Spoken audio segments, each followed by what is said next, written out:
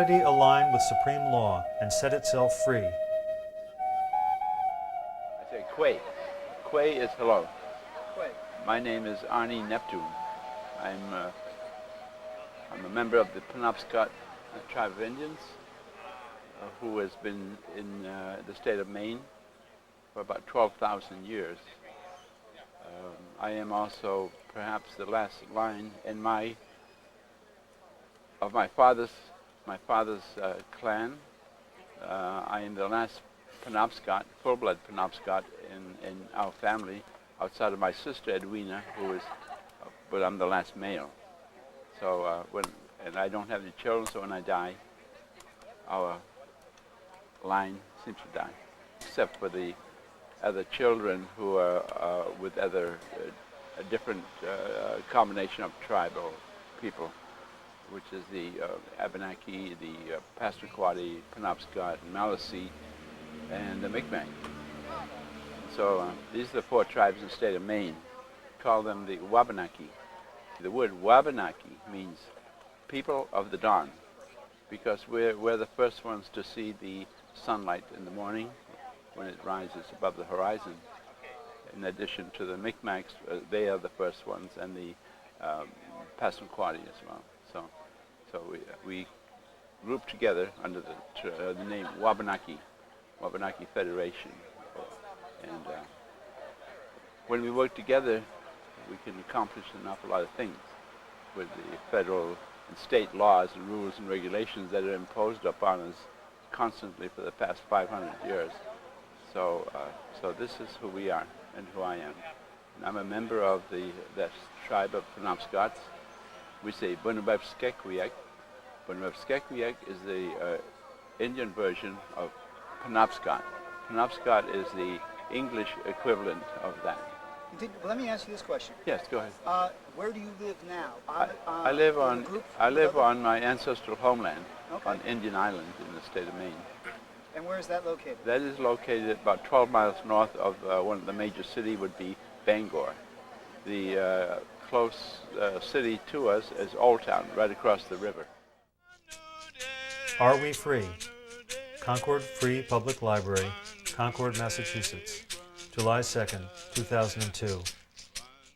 Here we are in Concord, where on April 19, 1775, the shot was fired that started the first act of the American Revolution, right? The colonists rising up against an oppressive British rule and claiming their right to be free and independent states.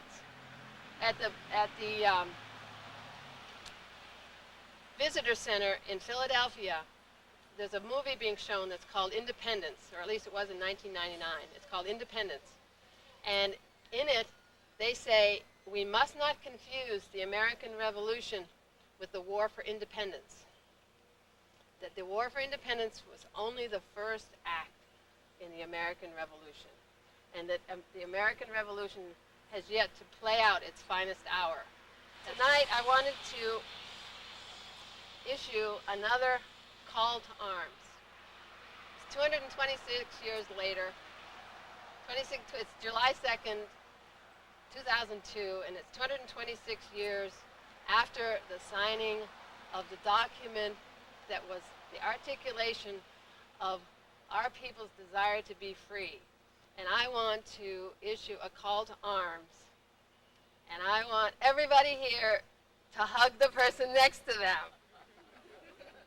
Right now. Shake their hand or hug them or something. All those sweaty bodies. We all, yeah. So, that's the call to arms.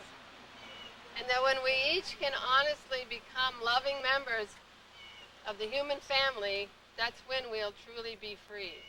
And I've invited these Native American elders, these Penobscot elders here, because I believe that in the Native understanding of the universe, the way the universe works, I believe this is not a belief system. I believe it is not a religion.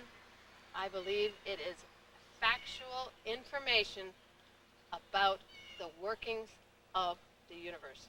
And we have a paradigm, a set of assumptions that have us making choices and making decisions in our everyday lives that are based on erroneous information as to the nature of the universe. And what you're going to hear tonight is a belief system that trusts a loving, conscious universe.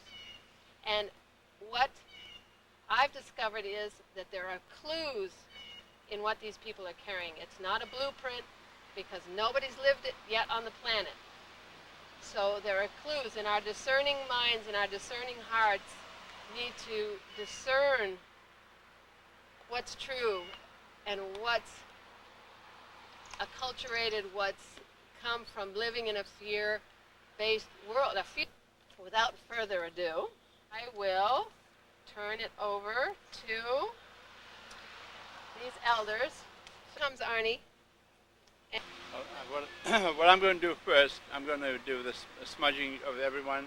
I've smudged myself. Smudging is a purification. Purification of your body, your mind, your spirit, and all the points of spirit that's within your body, and all your living things, living parts, and everything, so that it'll be pure and clean, so that you can receive the message that we have to give. And so with that, I've done that for myself, and now I will do it for Connie. Do you want me to take it around? No. No, okay.